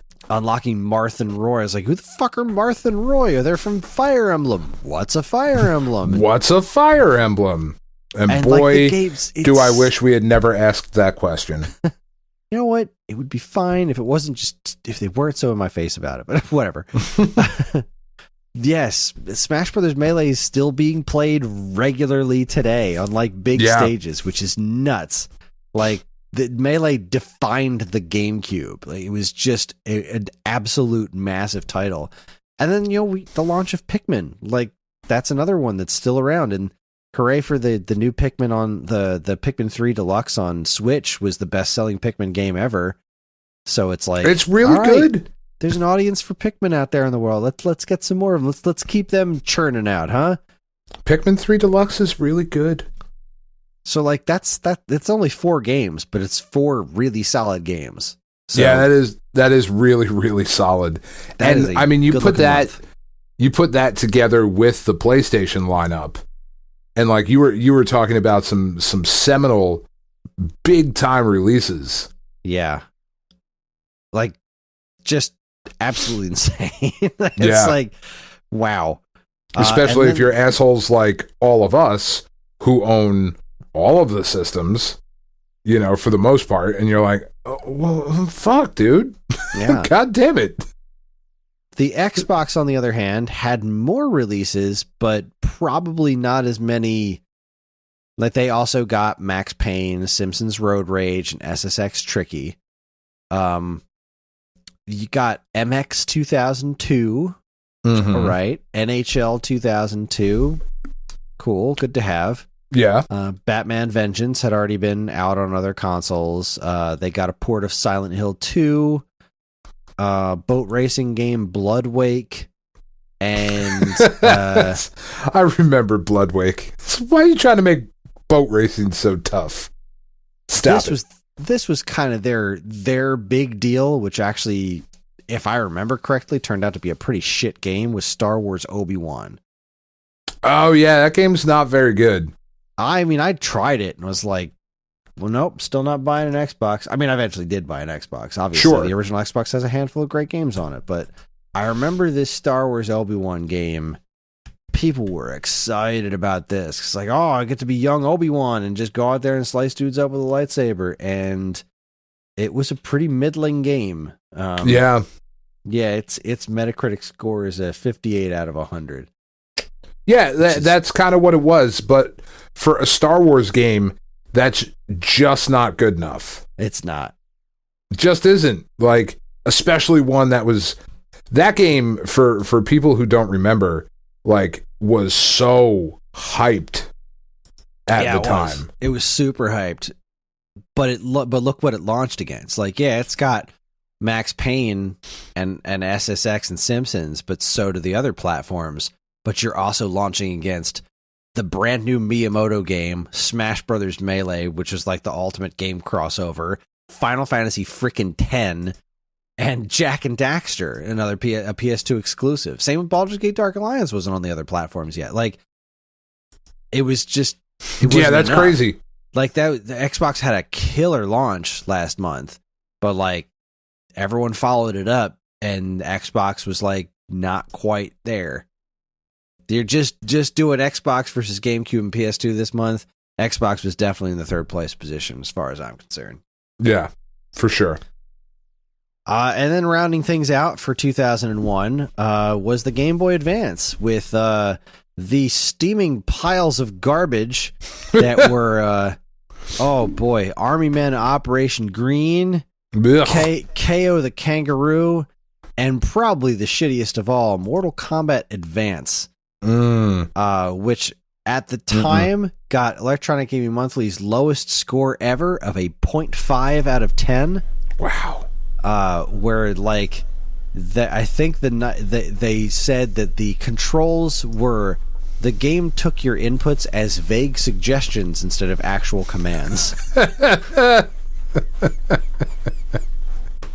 I remember after reading the review, I was like, well, I got to play this game someday. And I remember being at my Game Crazy in Union City, and we got a copy, and I was like, all right, let's see how bad this is. And it was every inch as bad as they said it was. It was unplayable. It just felt wrong. That's crazy. But there was if I remember right, there was a fairly solid port of Phalanx for Game Boy Advance, which is a decent shooter. Its claim to fame it's the Super Nintendo game where they put some dude with a banjo on the cover of it for just to get some attention. Goddamn reason. It's just so people like us would talk about it. And they also got that port of the original Breath of Fire. So, well, there you go. Not a terrible. I mean, yeah, not a great month for Game Boy Advance, but you had some redeeming qualities with a decent shooter and the original Breath of Fire. But really, PS2 and GameCube just knocking it out of the park this month. Yeah, that's absurd. Massive month for those consoles. Which brings us to December of 1991. So let's see what was going on in the 30 years ago. In December, we had well, yeah, I guess I kind of screwed that up. I thought it was Bart versus the Space Mutants, but no, this was Simpsons Bart versus the World. That's what I was talking about with the indecipherable Simpsons game up at the top of the episode. Still not good. Yeah, I never played this one because I hated Bart versus the Space Mutants. I tried to like that game for quite a while, and I just couldn't. So I never played any of the sequels. Like, if LGN or whatever the hell was putting out a claim, or whoever was putting out more Bart versus whatever, I'm not doing it. I'm not touching it. Bart versus the Space Mutants was not great. No. I was nigh unplayable. I don't think I ever made it past level 3 in that game. Like, the first stage was all, changing everything red to purple or something, and then the second level you had to find hats, and then oh god, yeah, some weird I don't want to think about this anymore. Yeah, so I don't know. don't. I don't know how they changed things for Bart versus the World. But I didn't check it out, and I'm never going to. Fuck those games. Tailspin came out for NES. People like that game a lot. Yeah, I like it. It's fun. I didn't like the cartoon very much, so I didn't get into the game at all. So, I don't know. Captain you didn't America like the Tailspin? Avengers? No, I never got into it. Don't know why. I doesn't like Tailspin.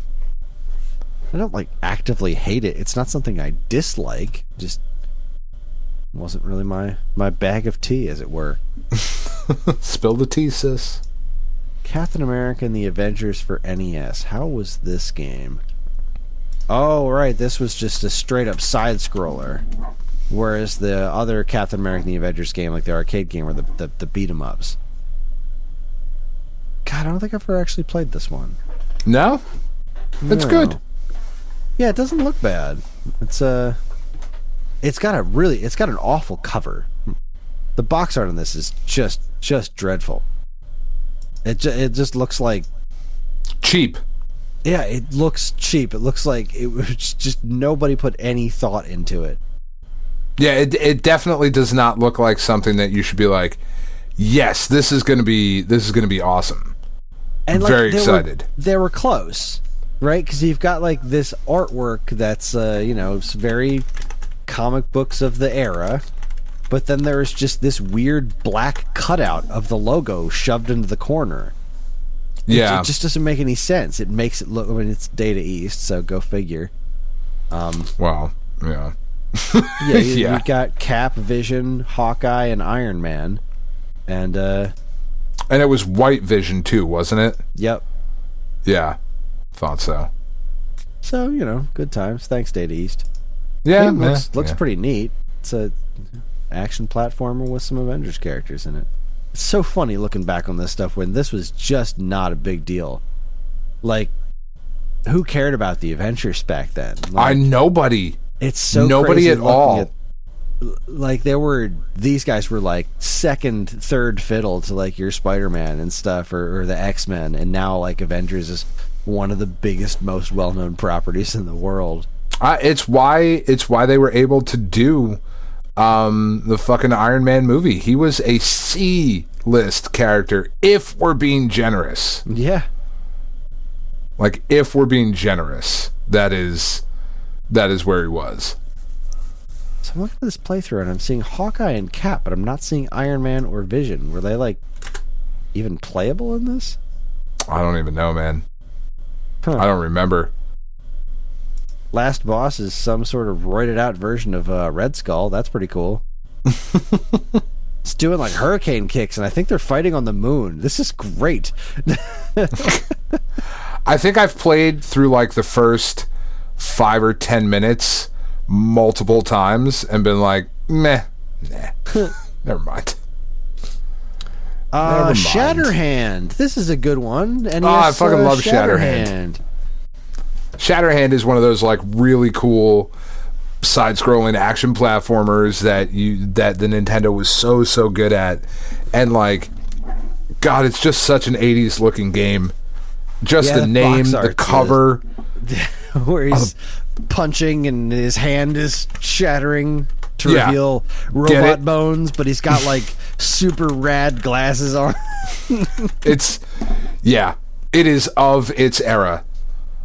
Without it's a cool question. Game. It is cool. I really like it.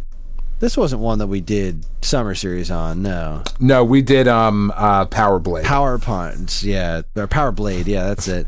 How dare you say Power Punch? Sorry. This is a good-looking game. Like, I'm looking at a stage right here that's got freaking 2 layers of parallax scrolling. Yeah, man. Like, this is a really good-looking NES game. This game rules.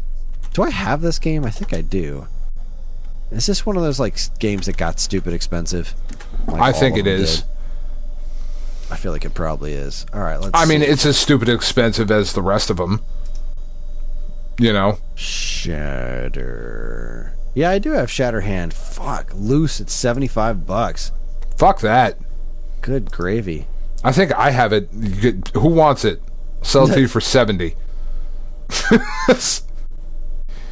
You fucking have it. This game is cool as hell. It's kind of unfortunate that the box art was what it was. Like, this was like some like 80s stuff right here, and we're in 91. I feel like this game probably could have done a little bit more for itself had it been less. I don't know. Like, you look at this, you think, wow, if I was playing this at the time, granted, we're talking like the Super Nintendo's already out, so this is a late enough NES game, but this is some good looking stuff right here. It is. This is a proper and it game. Plays well. Like, it's ShatterHand's a good game. Who made that one? I don't fucking know. Jalico? Natsume. There you go. And, there you go. That's why. Published by Jalico. Yeah. Jalico. What did I say? Jalisco? Yeah. It's a fucking Spanish snack brand. Fuck do I know? Yeah, this box does not make this look like a cool game. Because, like, the dude is all funky look. Yeah, this what a disservice. Why isn't this on Nintendo Switch Online, huh? That's another one of those games that really should. Like, I feel like people would really like it. It doesn't look like this has ever been re-released. Yeah, I just see NES. It wasn't the Play Choice 10, so... Yeah. Outside of the NES and the Play Choice 10 arcade machine, that's a shame. This is a cool-ass game. Well, that's also probably part of the problem. So the Simpsons were huge at the time. Tailspin was a big deal. Nobody really cared about Captain America, but it was up against the last two NES games that came out this month were Tiny Toon Adventures and Batman Return of the Joker. I mean, Tiny Toon Adventures was just massive. That even outshined Tailspin. Like, that was such a big property back then. Yeah. That game was great. Yeah, that was really, really big. Really solid Konami platformer. Can't really say no to that. That was a good time. I loved that game. Every level you beat, the dodo bird was saying, "Go dodo." At the end. Oh, it was wonderful. And then Batman Return of the Joker was a really good looking game. I didn't play a lot of that one. I think I played the first stage a couple of times. I think I rented it. That's one of those ones that gets brought up like again and again and again. Of like, this is good. You should check this out. Because like the original NES Batman was so good. I think this one's. I can't remember if this was the game that looked way better than it played. Like, this is the one where Batman was. Right, Batman was a lot bigger in this one. So yeah. God, this is a really good looking NES game. Like, this is a really, really good looking game. But I think if I remember correctly, this one actually. It doesn't play as good as the first one because of the way that it looks. Like, the Batman sprite just became so much larger that the game itself didn't play quite as good. But man, they really pulled some shit with these graphics. You just look at his cape and stuff moving around when you stop. The animation's just nuts. For an NES game, this was really, really good looking stuff. It's got such a good cover too. It does. Just with the close-up of Joker's face and the Batman logos. Like, this is Sunsoft, killer music. What a great soundtrack in this one, too. And it's so much a sequel to the first Batman game. Like, the weapons and stuff you use are very much the same ilk. It's just so much more animated. It's such a good-looking game. I think this is another one that I have just, like, sitting in a box somewhere. No, it's a good one. It is a good one. I think it's worth some kickity cash too. Let's see what's Return of the Joker looking like these days. I'm pretty sure I have that one too. Return of the. Oh, I don't have Return of the Joker. Check that business out. For the NES, $68 loose. Wowzers! Yeah, there you go. You can have it for $65. Let's make some deals. Wheeling and dealing at the end of the year here, Kris. Big summer blowout. Seriously though, you just look at this and ShatterHand and Tiny Toon Adventures, and like, man, what they were pulling out of the NES at this time, like in the context of when it was happening next to the Super Nintendo games, it didn't seem that impressive at the time because we're looking at Super Nintendo and Genesis. But like looking back at it now, like when you look, but taking it in context. Exactly. Like with now looking at this as, this is what they were doing with this hardware, this console that was designed to play Donkey Kong. Yeah. Like, now look at the original Super Mario Brothers. And then look at Batman Return of the Joker. Like, holy crow. All the different layers of scrolling, all of the colors, the animation, like, man, late NES games are so cool looking. Well, and it was really nice too because you had, like, if you didn't get a Super Nintendo right at launch, you still had stuff to play. Yeah. Like you weren't totally shit out of luck. They still supported it with some really good and really good looking games. Yeah, like I definitely remembered spending a lot of time with Tiny Toon Adventures on NES because that cartoon was just such a massive hit. And this game was really fun. It was also Konami. So like, it's a new Konami platformer? Oh, hell yeah, I'll give that a try. It sounds like a Konami game. It's got really great animations, bright colors. Like it was a really solid game. It's not quite DuckTales, but it's not that much worse than DuckTales. It's nothing to shake a stick at. It's a really fun game. Wow, what a month. Yeah, that's big. We're not even halfway through. Let's see. Genesis. Not a great month for Genesis, actually. No? Well, Actually, no, I take that back. Bill Lambert's Combat Basketball can go scratch. Chuck Rock is pretty decent, but Joe Montana Sports Talk Football 2 and John Madden 92. Oh. I mean, that's it. It's 4 games, and 2 of them are throwaways, but the Sports Talk Football was still a big deal, and freaking John Madden Football was just unprecedented. Yeah. Like, if you're gonna have a small month, that's what you do it with. That's humongous. That is humongous. And like, man, I still remember the first time hearing the Sports Talk Football being like, oh my God. It's never going to get better than this. This is the coolest thing that has ever happened. I can't believe the wizardry that is happening right now. And it was shit. It was awful. It's so bad. But taken in the context of the time, it was very impressive. It's super impressive. Super duper impressive. So let's see how the Super Nintendo answered. Oh, wait, sorry. Bill Lambert's Combat Basketball. That was Super Nintendo, not Genesis. My mistake. So Genesis just had the 3 games: Chuck Rock, Joe Montana, and John Madden Football. So right, Bill Lambert's Combat Basketball... I take back everything I just said then. Yeah. Obviously. Combat Basketball is turds. I never got into Lagoon. Lagoon. What was that? Was that one of those weird strategy games? Or yeah. Lagoon Super NES. What does this game even play like? Oh, wait, no. What is this? Oh, it's kind of like... Oh, wait a second. Nope. No.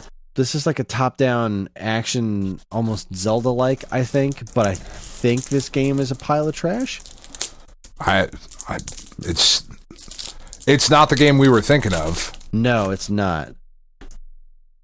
No, I think Jeremy Parrish did a video on this. This game is fascinatingly weird and very broken, I think.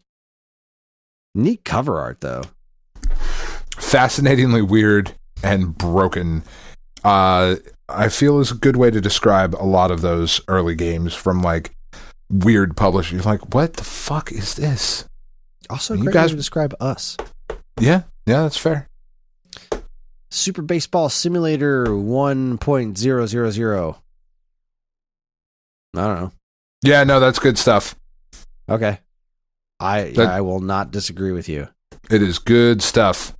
Home Alone, which is a pile of shit. Yeah. Which should be so cool. Sold like hotcakes, though. Of course it did. People bought the hell out of that game. Of course it did.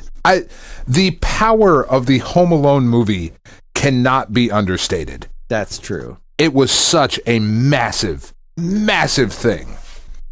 And for good reason. It's wonderful. It's a fun movie.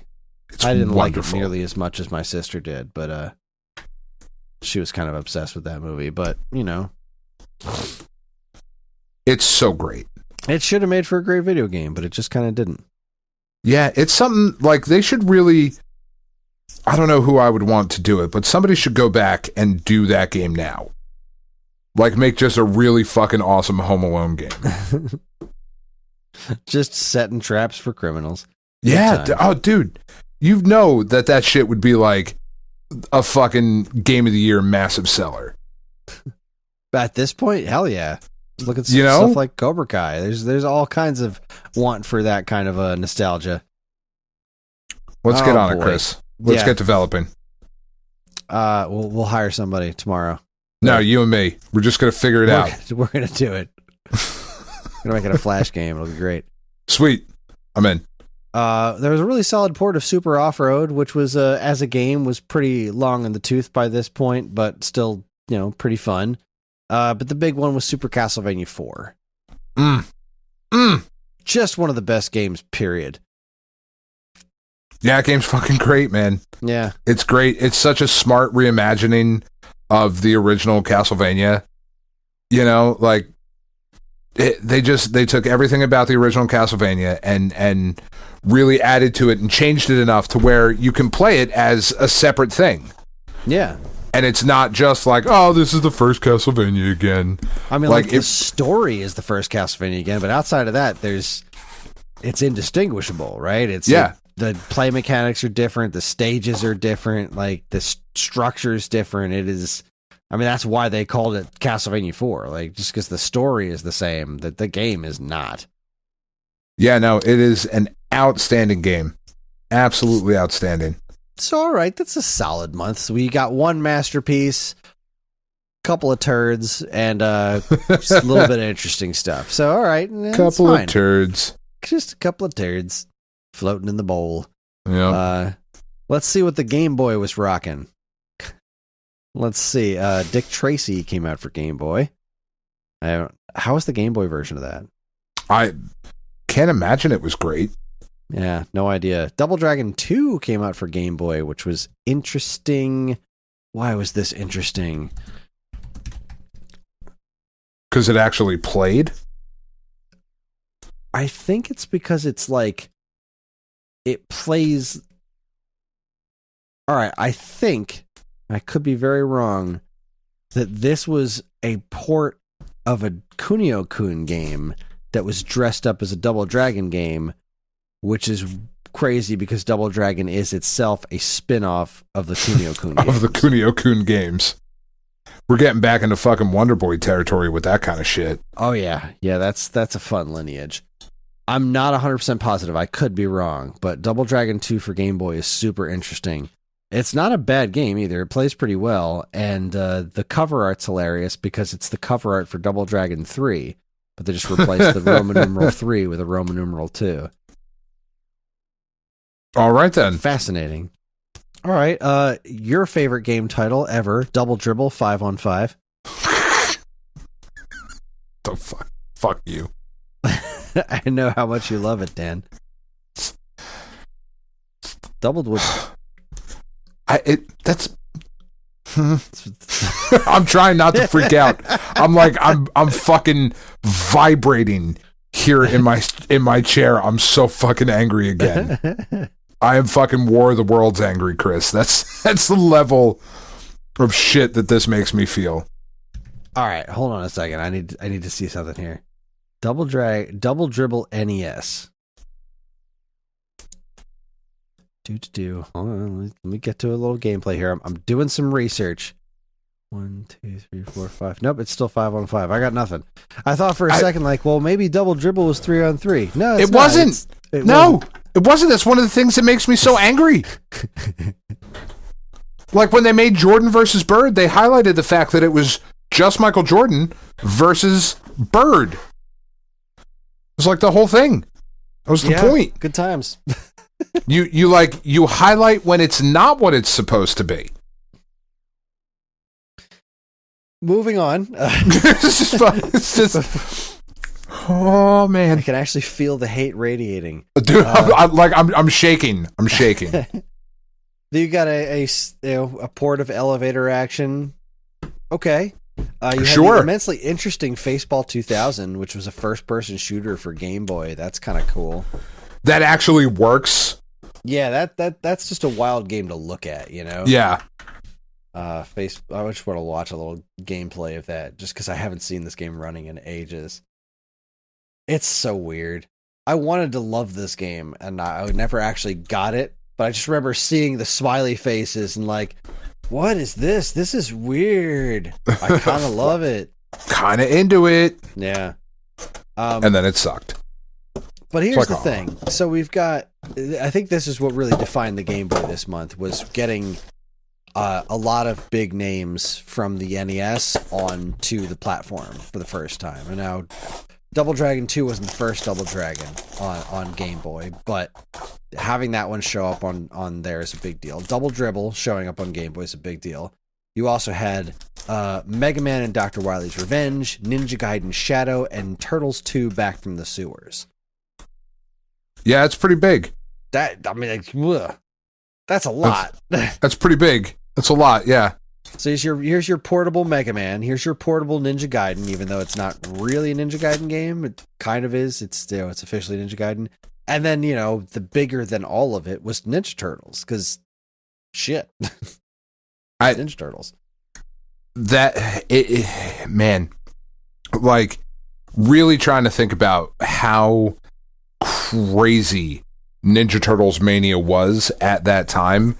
Like it's indescribable unless you went through it. Like there's no way you can convince somebody who wasn't around at that time that a game about 4 turtles, like, or a not even just a game, but like 4 turtles that did karate was the biggest massive thing in the world. And it was. It was absolutely absurd. Was. If you were not there, it's hard to put into a... It just doesn't make sense. I mean, what does, really? But, yeah, it's a weird property when you think about it. But, like, man, as crazy as kids were about Minecraft 10 years ago, or as crazy as they were about Fortnite 2 years ago, I feel like the fervor was larger because it wasn't... Fortnite is as easy as like, well, I'm just going to download Fortnite. Like Ninja Turtles is like, I got to get the comics. I got to watch the show at this time every day because I can't just have the show. I got to watch it on TV, live broadcasts. I got to go out and get the things. Like there was no instant access to any Ninja Turtles you want at any time. No, it was very, very different. Like you had to put the effort in. You had to put the work in. Yeah. Like it just, yeah. And it being on Game Boy and in fairly decent form too. Like the original Ninja Turtles on Game Boy, Fall of the Foot Clan was a fine game. Yeah. It worked. It was very, very simple. And this was an interesting follow-up to it because it was the same kind of simple where you're just a big, easily recognizable Ninja Turtle character that takes up, like, I don't know, probably a solid 1/8 of the entire Game Boy screen. It really did take up so much of the screen. But, you know, that was the point. You wanted to be able to see that you were a Ninja Turtle doing the thing. And so Fall of the Foot Clan added so much more... Back from the Sewers, it was the same basic principle, but it added a lot more detail. So it was like you still have this massive character, but the art direction was, you know, moved a little bit forward, and they kind of refined that same basic gameplay because it was a very basic, you know, walk forward, hit button, kill foot soldier kind of a thing. Yeah, which is all it needed to be. And Konami put the work in to make the sequel. It's not the most amazing game ever, but like as a Ninja Turtles game that I could have on my Game Boy wherever I went as a kid, like you sure could do a heck of a lot worse than this. You really could. Yeah. Really could. Big ass month for Game Boy. Big ass month for Game Boy. Lynx had one notable release in the form of Zybots, which is that weird, like, third-person over-the-shoulder 3D game that looks really impressive, but I cannot imagine it's very fun to play. Yeah. So, you know, there's Lynx. Good job kicking in there. Good job, Lynx. Good job with the technical impressiveness. You're here at the party. That's good. You got an invite. It's exciting. And the Game Gear had a pretty solid showing, too. What's neat about the Game Gear one is that, so Game Boy got Ninja Gaiden Shadow, and Game Gear also got their own its own version of Ninja Gaiden. It got a solid version of, I say solid, version of Space Harrier. Solid adjacent. I mean, I don't know. I have a hard time with non-arcade versions of Space Harrier. Like, sure. You look at it and be like, well, I mean, this is neat. I like that you were able to pull off a functional version of Space Harrier on a goddamn Game Gear, but like... But maybe you shouldn't have. Yeah, I understand why this was done. Like, I never liked this game before I played the arcade version, which wasn't until I was an adult. You know, I played the Master System version at my friend's house, or Space Harrier 2 on Genesis, and I was like, I don't get it. Like, everything's really choppy. I don't understand what makes this cool. And then I played the arcade version years later. It was like, okay, I get it.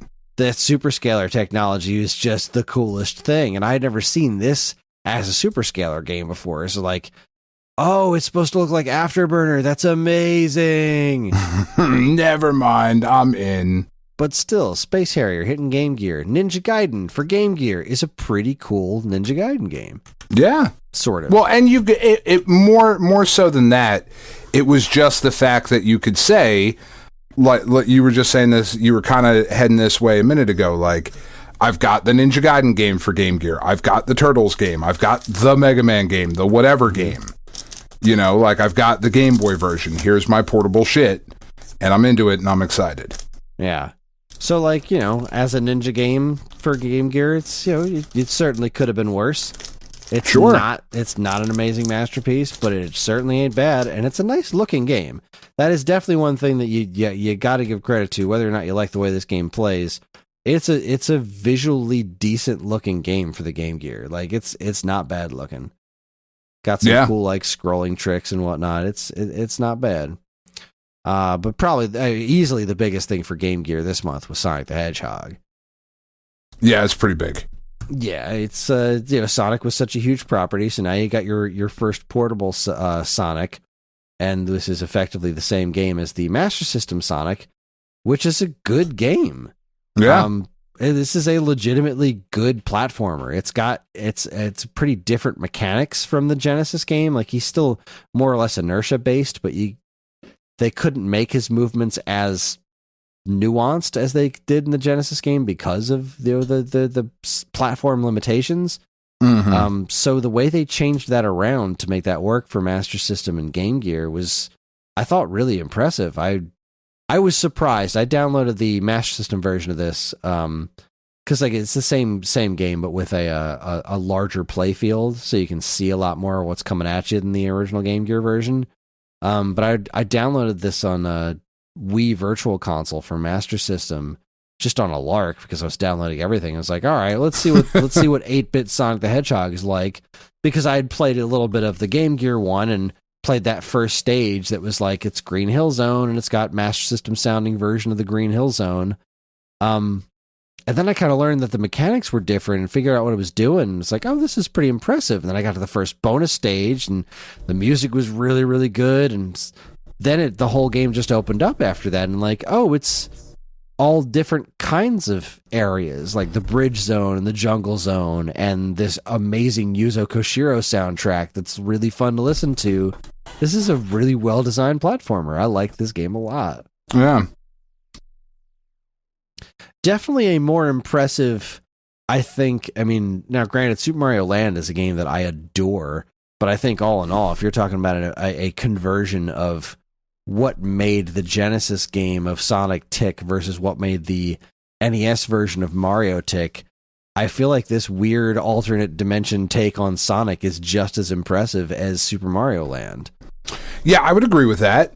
I mean, you've got Hip Tanaka doing Mario music for Mario Land and like weird Moai heads and stuff, and this has got Yuzo Koshiro doing Sonic the Hedgehog music.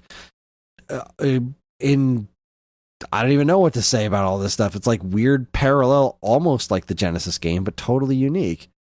This is very good stuff. Yeah, I'm with you, man. Like, and you know, I'm not a big fan. No, but it is impressive. It is impressive, and you know, this specific version of Sonic probably plays more to your sensibilities than a regular Sonic game, because it's a more straightforward kind of platformer where you're not like, well, I can't walk up this hill because I don't have enough running speed. Like Sonic for Genesis, I really like those games, the Genesis Sonics, but I understand not liking them too, because they've got these weird inertia issues. Like it's an interesting game to play, but this Game Gear version is a pretty gosh dang good game. Yeah. And then you round off the month with Monkey Island 2 for PC.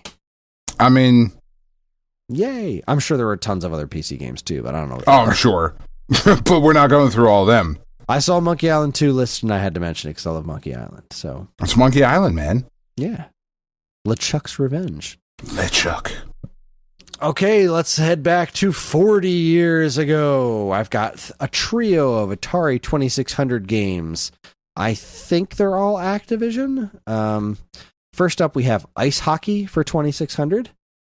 Let's see. Let me get a refresher on this one. All right, so this is Activision Ice Hockey for 2600. I feel like I remember this game being pretty cool. Pun intended. Hockey, the coolest game on earth.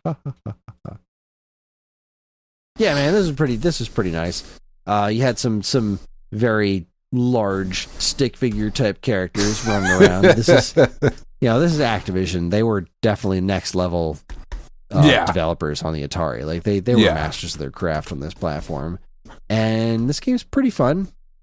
Not the most amazing thing. It's 2-on-2. It's recognizable as hockey to an extent. See, that should be fucking mentioned. Hockey's not supposed to be 2-on-2. There's no lines on the ice. It's just gray. Man, this is not something that was part of my regular repertoire of 2600 games back in the day. I did not have this one, but I've definitely played it before, and it's neat. Right? Yeah. Also from the world of Activision, though, we have Stampede. This is a cool ass game. You ever played this one before? Maybe. Now, I didn't know the name of this game. Talk it up to me for a minute. All right. I didn't know the name of this game for the longest time because the copy that I got was secondhand and the label was torn off. So it was just like, I could tell it was an Activision game and it was brown. Like, that was all I could tell, and there was an M somewhere in the title. So you're like a cowboy, and you've got you're on your horse, and then there's it's basically a stampede of, like, I guess, baby cows or something running around, and you got to like lasso all these different cows or bulls or whatever's going on here. But it's a good looking game, like for by Atari standards, it's pretty good looking. You're just like going around, do you lasso them and then they disappear, and the more you lasso, the more points you get, and the amount of time you spend. It sounds familiar. I'm sure I played it at some point. It is a fun game. Like, the different colored ones move at different speeds, right? So you got like the yellow ones that move slower, which means they come at you faster. And then you got the brown ones that are, a little bit faster, and then the black ones are just staying still, facing you, and they can trip you up if you run into them. I think there's also those like skulls that are on the the traditional desert bull skull or whatever with the horns. They'll just show up in the middle of the road that you're on or the path that you're on and trip you up, cost you some points. But no, this is a super fun game. More Activision being Activision, just like back when we loved them. Yeah, back when they were really worth their salt as a company. Now, this is one that I'm not familiar with. I think Ferg did an episode on this one. This is Skeet Shoot. Goodness gracious, who made Skeet Shoot? I need to look this one up elsewhere. I want to see a video of it, but I mean, obviously, it's a game about skeet shooting. Theoretically. Was this Apollo? Really? Okay, so this was a game by Apollo. Huh. Yeah, I am not familiar with this one. I'm pretty sure Ferg did an episode on it, so I have at least heard about the basics of this. Right. But this is not one I'm familiar with. Let's see. Certainly looks like a thing. All right, so we got a square in the middle that's throwing diamonds out, which I'm assuming are the skeet. And then, like, you are... Ew. That was gross. Wow. This is something that does not resemble a human. There's a white, a yellow oval, and then like a blue chevron and a black stick, and that is your gun, I think. Sure. This does not look good. This is no good. This is I don't. This does not look fun. It doesn't look good. I love Atari games. I really do. But this ice hockey looks pretty cool. Stampede's a classic. Skeet Shoot, not so much. Yeah, I'm gonna go Swing and a miss. That one the tertiary thumbs down. Now, granted, I haven't played it, so I can't tell you for sure how fun it is or isn't. But it doesn't look too great. But you from can. Where I'm sitting. You can. Yeah, I can. You're allowed. I have that power. That's it, Dan. That's We're done. December 10, 20, 30, 40. That was a good one. That was a good one. It was a big month. I'm fucking exhausted now. It was a lot. been through some highs, some lows. 20 years ago, man. That really takes it. Yeah, that was probably the biggest one. With that really takes it. Smash and Final Fantasy X. But I mean, just that NES lineup from December of '91, like going up against your John Madden footballs and your Super Castlevania 4, NES hitting with Batman Return of the Joker, Tiny Toon Adventures, ShatterHand, Tailspin, and then like, you know, Simpsons and Captain America. Like, this is pretty solid stuff. Oh, it's a strong argument. I think maybe for this upcoming year, maybe we should start like awarding a winner and see which one had the more winners by the end of next year. Okay. Say like, fun. 20 years ago was the best year, whatever. Blah, I don't fucking know. It's laid up and drinking. I don't know. I just keep adding more work for you. More work for me. That's right. All right. Well, I mean, that's that. I think that's it. I'm done. I'm tapped out. I'm exhausted. I'm ready to go to sleep. Yeah. Put a fork in it. Say goodnight, Gracie. Good night. That's our show. Join us next week when Dan and I kick off the new year with the next Stone Age starter kit. This time it's for the Game Boy Color. Am I right? Yes. Yeah, I'm pretty. I know sure that I'm sounded right. like a question. Yeah. No, that's what we're doing, whether I'm right or wrong. It's That's Game right. Boy Color's up next. Now I remember we mentioned Game Boy Color last time. It's like, yeah, we'll do Metal Gear and nothing else. Yeah. No, we won't. Nah. Yes, if you had $100 to spend on starting a physical Game Boy Color collection, which games would you buy? That's the question we're going to answer next time. These starter kits are super fun to do, and January is going to be a fun month as far as episodes because we got our Game of the Year awards, we've got our 2022 preview. Like we talked about the stuff we're excited about. This is a good time. I'm excited, Seffel. Me too. I'm excited, Seffel. I'm excited to put 2021 behind me. I know. I'm still trying to process 2020. Right. For being honest. I hated this year. About to jump. I didn't hate this year. I don't know. I did hate this year. But, I didn't. I don't know. It's weird. I hate that we are still where we are, and I hated everything that happened in my bathroom. And that was happening since March. So, yes, I hated this year. Yeah, that's fair.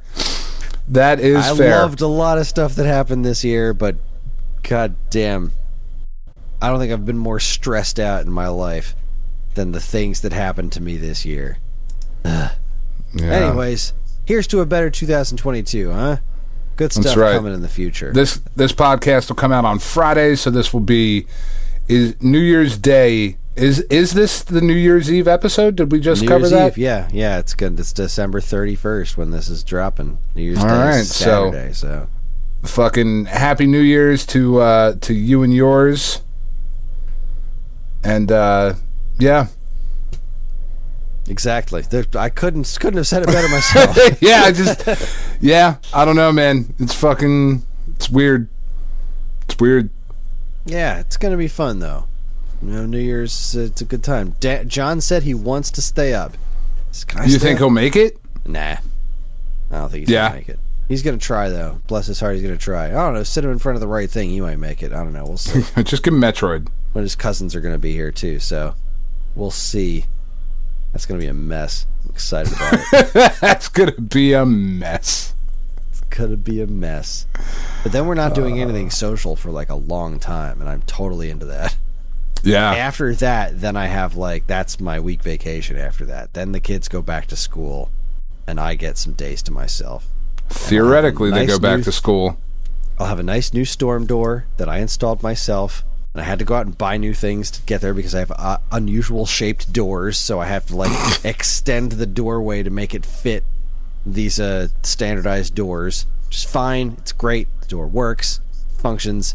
I'm going to paint my door blue. It's going to be great. Doors. Important stuff. They're the doorway to your home. Fuck, I'm tired. That didn't make any sense.